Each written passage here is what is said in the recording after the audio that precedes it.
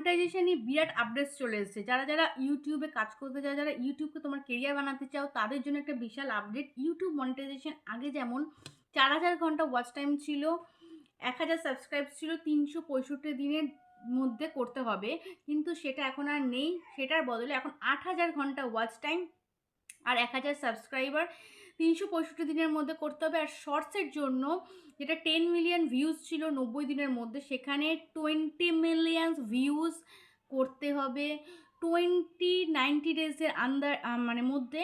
আর তার জন্য সঙ্গে 1000 সাবস্ক্রাইবার করতে হবে। আর সেটা চালু হবে কখন?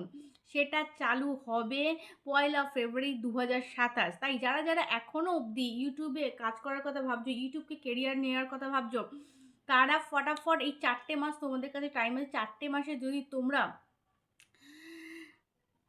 কিভাবে তোমাদের ওয়াচ টাইম পূরণ করবে, তার জন্য আমার লং ভিডিও আছে, সেই লং ভিডিওটা তোমরা দেখে নাও। সেখানে আমি সব কিছু ডিটেলসে বলে দিয়েছি যে কিভাবে তোমরা এই 4টে মাসের মধ্যে আগের নিয়মে, এখনও অবধি আগের নিয়মটাই চালু আছে, এখন নতুন নিয়ম যেটা বললাম আমি 1 ফেব্রুয়ারি 2027 চালু হবে, কীভাবে করতে হবে সেটা বলে দিয়েছি।